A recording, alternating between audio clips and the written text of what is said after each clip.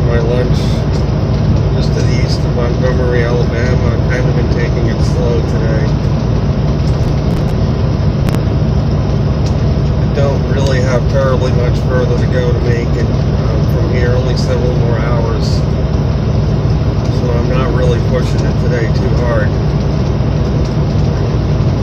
I'm now on I-85 northbound for now in Alabama to the east of Montgomery at exit 26. I'll be continuing and getting back on US 80 toward Columbus, Georgia.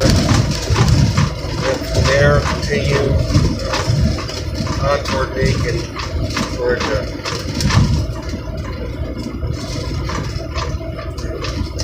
I'm going to be parked just south of Macon, probably somewhere, for the next couple of nights. So now,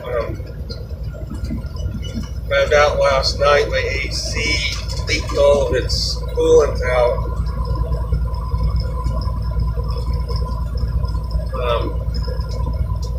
I did put more in it last year. Apparently over the winter it leaked out, so I bought 2 canisters of coolant I'm going to put in later for the generator AC. The truck AC is barely working right now. It's just keeping it tolerable in here, so I'm going to put another can in the truck. I have not put any in the truck AC since I originally fixed it 3 years ago, because when I got this truck it had no AC. So I put canisters in myself with stop leak, and that stopped the leaks and it worked again, thankfully, because they were going to try to make me get another compressor. They didn't really need another compressor. The compressor was working. It's just it had no coolant in it.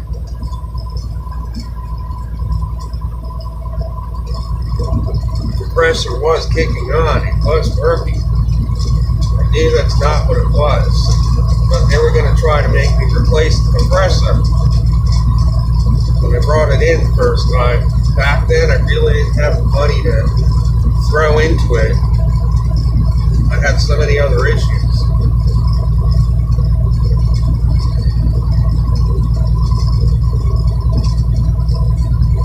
So I bought 3 canisters of coolant. I'm going to put 2 in the generator and 1 more in the truck later, so that I have better AC in here. When I sleep, at least, hopefully the generator will put out some good cold air for me. I mean, it was okay last night, and thankfully it cooled down to the 70s. It was okay. It wasn't intolerable. With the fan running, it kept it bearable. I was at least able to sleep, at least part of the night, anyway.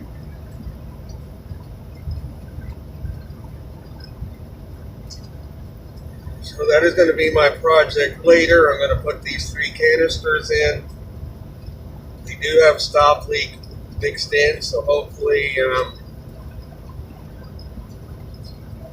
will work. And another plus was I had almost $100 worth of points saved up, and I used it to buy these canisters because they're $50 a piece.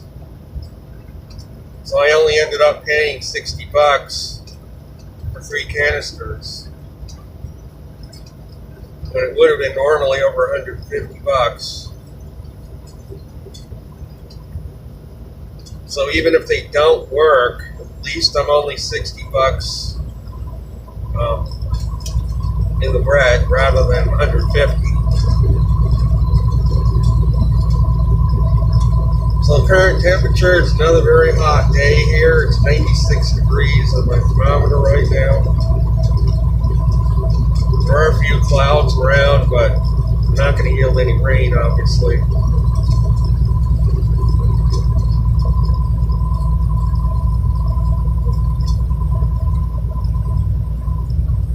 As the heat wave continues over the southeast. U.S.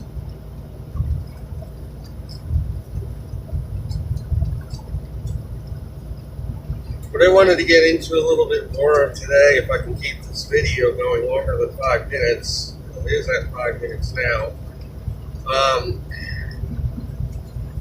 There's a lot of talk out there about narcissism and its impacts on relationships, on families.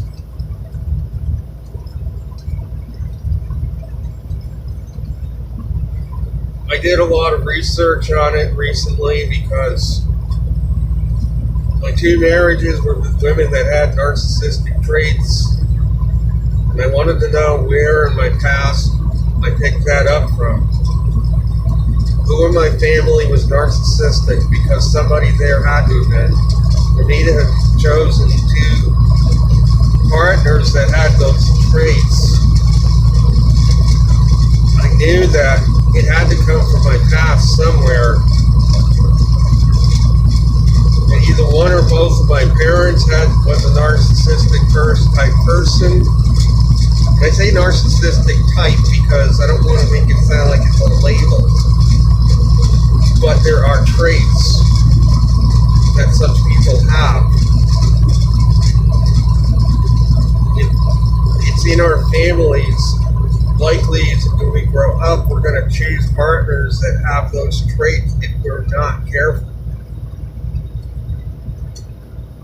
We're going to end up replaying our family dynamics with a partner instead, and then passing it on to our offspring, perhaps. Even if we ourselves are not like that, if we choose a partner like that, they're going to influence the kids that may come out of that union.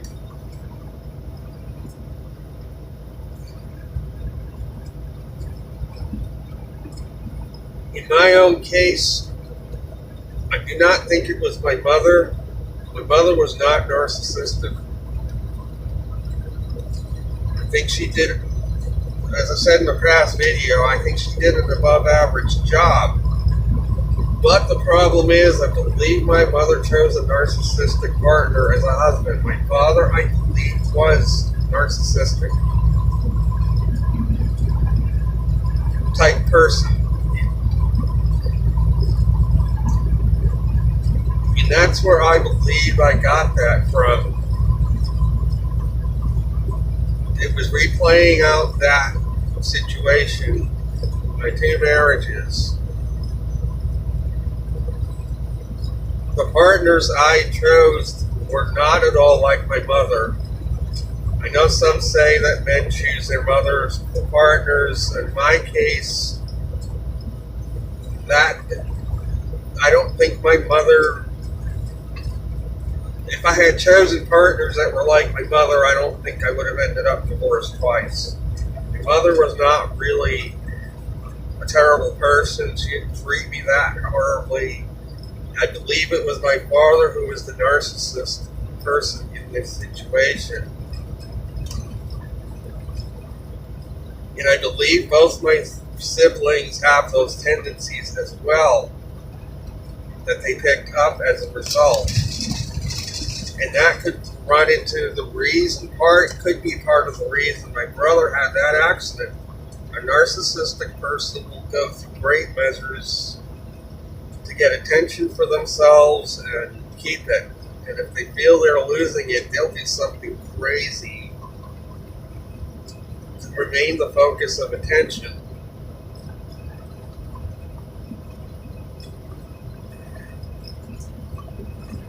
They have to feed off other people's energy. They can't survive on their own energy. They have to have other people under their thumb to feed off of, or they're going to wither and die themselves if they don't. And that's why they marry people, lure them in with charm, with love bombing in the beginning, and then it's an endless cycle after that of back and forth, treat like terribly, and then love bomb, back and forth to keep the person eating out of their hand.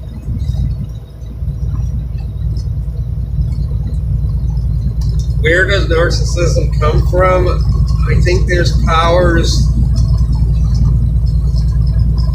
beyond the human realm that want to keep mankind under bondage, as I've been bringing out in my videos. They take a person that they know is going to be impressionable, not really working on themselves, doesn't care to, and the entity comes in, it starts calling the shots for this person, and the entity is somebody that wants to control other people, feed off other people's energy, so it uses this person. It gets in there, influences this person to act that way for others. And then they become what's called a handler. And this person is sent out to trick other people up, to get them under their control, to cocoon them into a relationship with them. What I mean by cocoon is they get this person so intertwined with them that they can't, extremely difficult to get out of. In the material sense, they may provide very well. Get the person in a material way entangled with them so much that they extremely difficult to get back out of that situation. And they keep them under control by those means. And feed off that whole situation. Once they got that person cocooned, then it's like a tick. They feed off that other person's energy. And then the entity, of course, that's involved also capitalizes on that, what the energy that person is gaining, sucking from everybody else around them.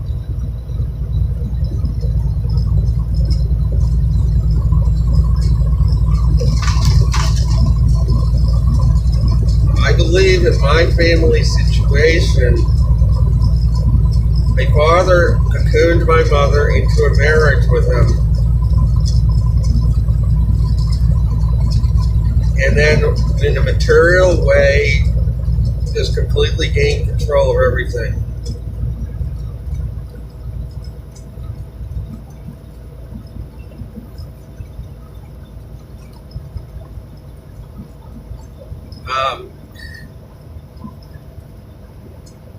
He never was openly abusive, but he wasn't emotionally there either.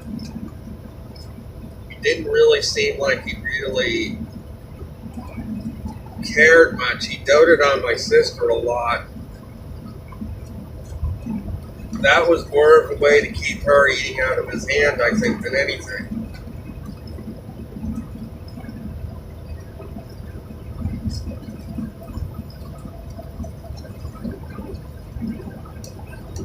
But I come to these conclusions because I really delved into what was it that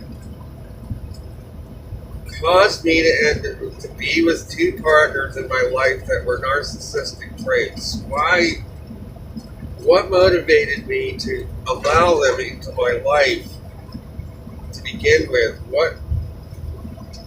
How did I get entangled with them? What was driving me? Obviously, I ask these questions because obviously I don't want to get entangled with anybody like that again. 2 times is enough times.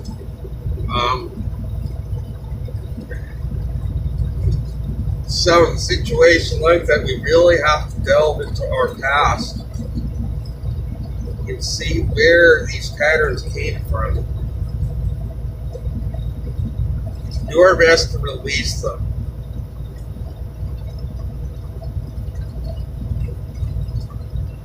This is exit 38 on I-85, Alabama 81, Tuskegee, not Tuskegee, Tusolga, I'm trying to pronounce that right.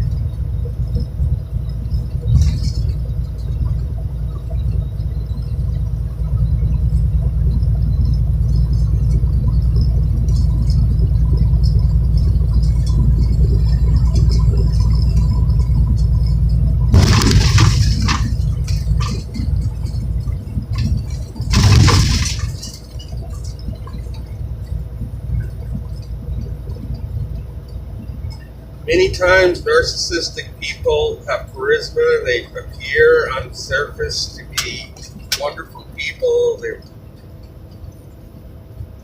very popular outwardly. So people don't really see what they're really like unless you're in a close relationship with them.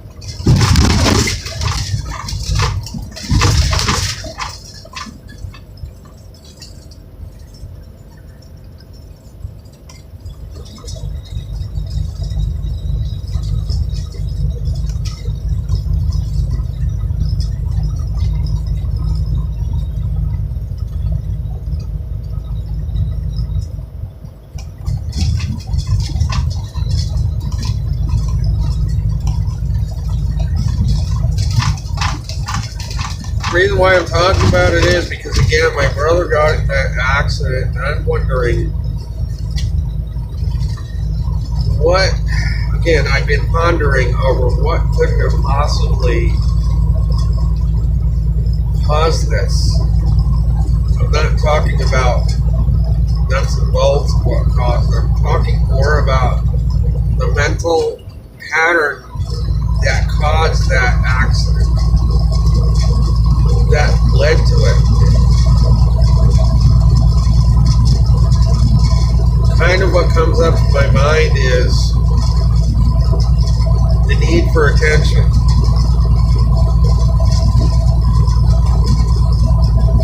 The need to be the center of attention. Kind of what comes to my mind on it. Would somebody go to that length to be the center of attention? Yes, a narcissistic type person would cut off their foot if they had to get the center of it, to get to be the center of attention. That's how much they crave it. They would go as far as to do something crazy to themselves, and involving a lot of pain, even if it means they're going to remain the center of attention.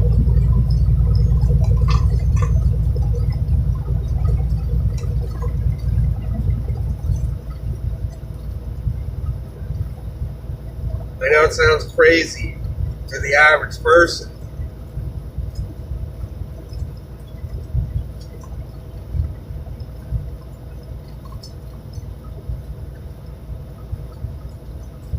but even the innocent person, seemingly, that isn't the narcissist is also at fault to some degree here, because they allow themselves to become codependent on the narcissistic person.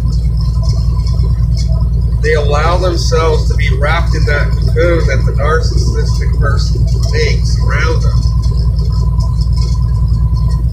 And they're not aware enough to know what's being done. And they end up in a lifelong relationship with somebody that they're not really content with, but yet they're stuck with them. They can't get out. Time they realize they feel trapped and can't get out. And I just find it interesting that after my father's passing, the first thing my mother did was sell the house. She set finances for the reason.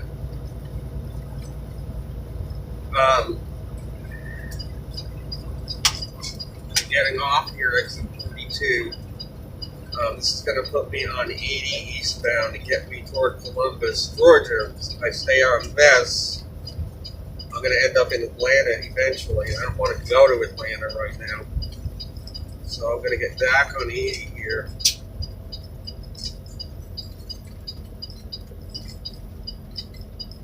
So this is a little bit of background about my family dynamics that I think could have led to some of these things, possibly. I mean, I'm just taking stabs here. I don't really know. I can't totally see into the minds of everybody, but from what I've seen happen,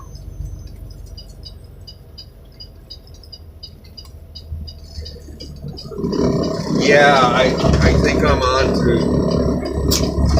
what's really going on beneath the surface. Because Yeah, the first thing that happened after my father passed last November, the first thing, my mother wanted to sell that house. So what that tells me is she really didn't want to be there. All along, perhaps, she really didn't want to be there. She was cocooned in.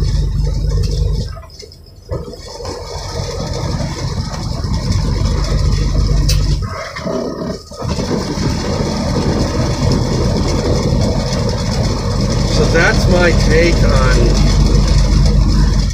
I don't think it was my mother that influenced me to end up with the partners I ended up with. I don't think it had much to do with her, other than the fact that she stayed herself with a narcissistic type person and did not make any effort to change that situation.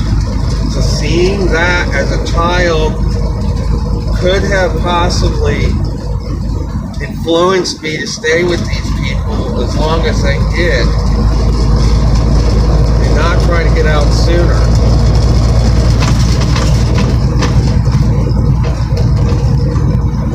So I am now on Alabama Highway 186. This is going to connect me up with US 80 to take me east to Columbus, Georgia, and then on to Macon from there. Direct line. I mean, I could have gone up to Atlanta, but why would I want to go to Atlanta and deal with the traffic there when I could just cut straight across from here to Macon, Georgia instead? It's shorter. So,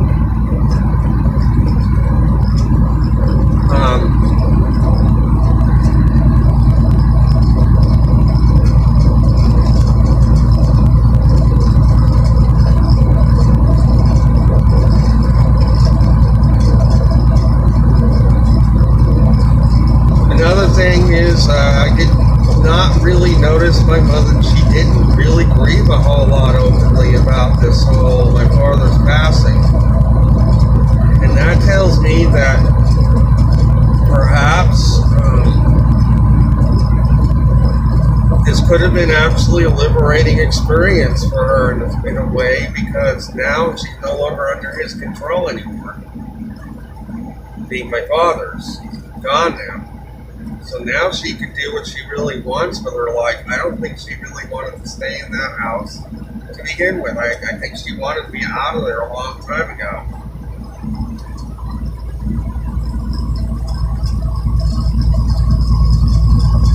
It was too much for her.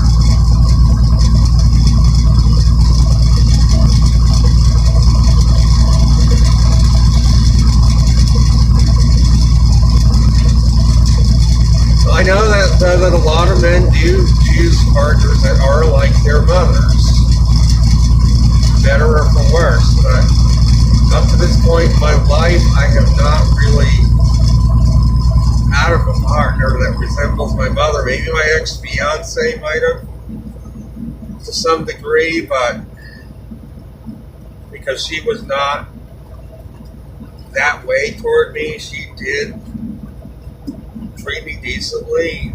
I mean, for the most part, while she was with me at least, yeah, it was terrible that she just ghosted me like she did, but other than that, she really didn't do anything else terrible to me other than that one thing. It wasn't like she treated me terribly day after day like my two former wives did. So I look at that differently. She only did one bad thing. She just ghosted me. That was it, for whatever reason she had.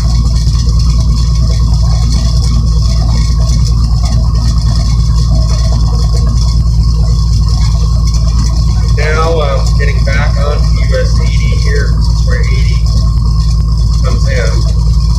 And this will take me to Columbus, Georgia. Amazingly, I've still got this going after 45 minutes.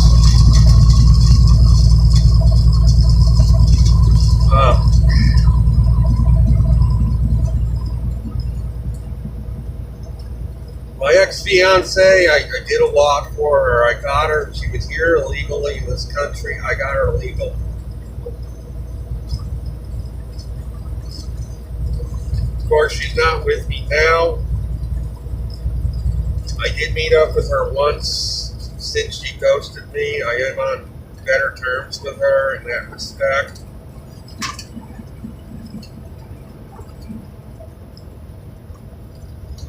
But the main thing was her life and mine were going in two different directions. She wanted to be autonomous. She wanted to get her own job, and so then I let her go. That's what freedom is all about. If another person wants to go, you allow them to. If the circumstances warrant it, you've served your purpose for that person. Maybe my purpose was to get her here legally.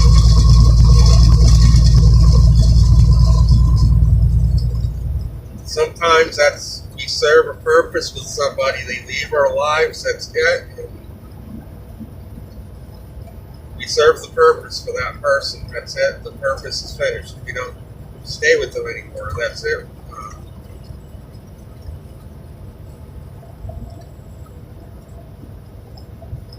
So I'm now on US Highway 80 East in Alabama. Once more here, and should be in Columbus, Georgia, about an hour or so.